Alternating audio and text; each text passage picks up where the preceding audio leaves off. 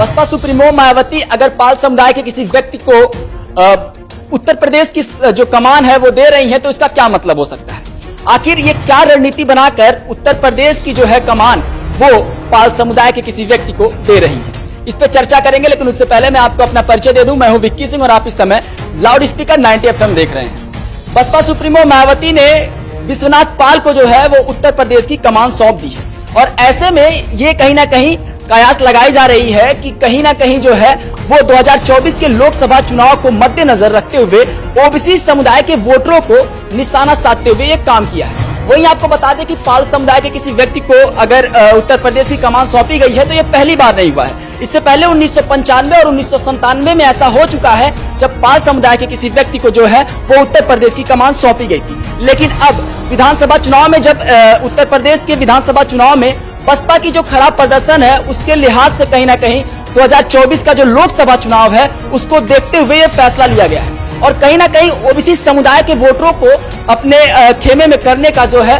वो जद्दोजहद तमाम नई पार्टियां जो है तमाम राजनीतिक पार्टियां वो करती हुई नजर आ रही हैं और इस लिहाज से जो है बसपा सुप्रीमो मायावती ने भी अपना एक कदम जो है वो चल दिया है और कहीं ना कहीं मुस्लिम वोटर जो है वो दलित वोटर और अगर ओबीसी वोटर बसपा के खेमे में आते हुए नजर आते हैं तो 2024 का लोकसभा चुनाव जो है वो बसपा के लिए आसान होता हुआ नजर आएगा। लेकिन इस रणनीति का क्या असर होगा वो निकाय चुनाव से ही आपको समझ में आने लगेगा। इसके लिए पूरी रिपोर्ट जो है आप देखिए और समझिए कि इस रणनीति का असर 2024 के लोकसभा चुनाव पर कितना पड़ने वाला है।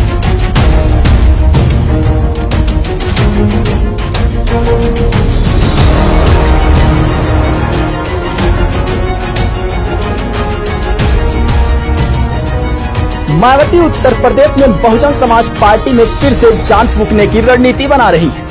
मंगलवार को उन्होंने विश्वनाथ पाल को यूपी बसपा की कमान सौंप दी। विश्वनाथ पाल अयोध्या के रहने वाले हैं। माना जा रहा है कि यूपी में ओबीसी जातियों को अपने पाले में करने के लिए मायावती ने एक कार्ड खेला है। यह पहली बार नहीं है जब बसपा ने पाल समुदाय के किसी शख्स को यूपी में कमान सौंपा है। 1995 में भगवत पाल और 1997 में दशरथ पाल प्रदेश बसपा अध्यक्ष रह चुके हैं। अब 2 दशक बाद फिर से मायावती ने यह दांव चला है।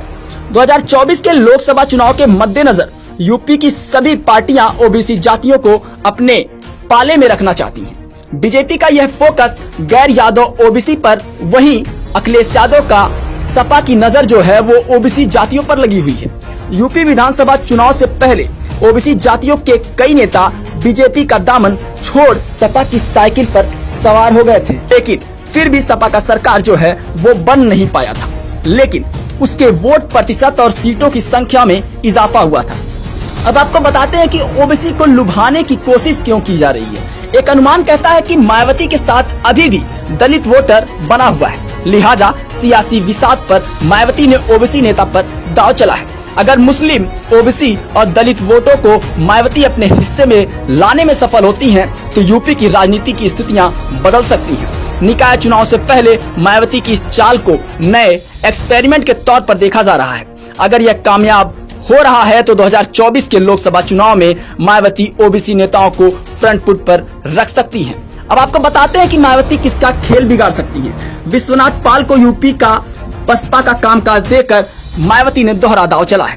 पहला ये कि राम मंदिर निर्माण के जरिए हिंदू वोट बैंक बढ़ाने की बीजेपी की रणनीति पर हमला बोला है। दूसरी ये कि ओबीसी जाति के नेता को कमान सौंपकर बीजेपी की सहयोगी निषाद पार्टी और अपना दल एस को भी घेरने की कोशिश की जा रही है। साथ साथ सपा को भी चुनौती देने की कोशिश की गई है। भले ही कई दिग्गज बसपा छोड़कर चले गए हों, लेकिन विश्वनाथ पाल मजबूती से मायावती के साथ खड़े हैं। ओबीसी जातियों को अपने पाले में लाने के लिए यूं तो मायावती ने आरएस कुशवाहा, रामचल राजभर और भीम राजभर को कमान सौंपी, लेकिन बीजेपी की तुलना में अब बसपा से ओबीसी वोटर दूर होता जा रहा है। विधानसभा चुनाव में बसपा का खराब प्रदर्शन किसी से छुपा नहीं है। विश्वनाथ पाल बसपा के लिए क्या रणनीति बनाते हैं, इसका फैसला तो निकाय चुनाव में हो जाएगा।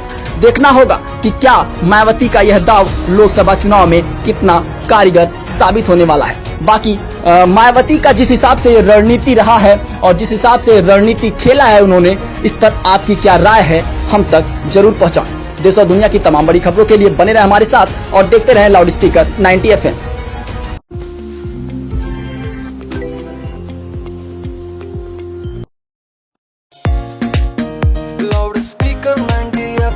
बजाओ बजाओ जरा झूम के बजाओ, बजाओ बजाओ जरा झूम के बजाओ।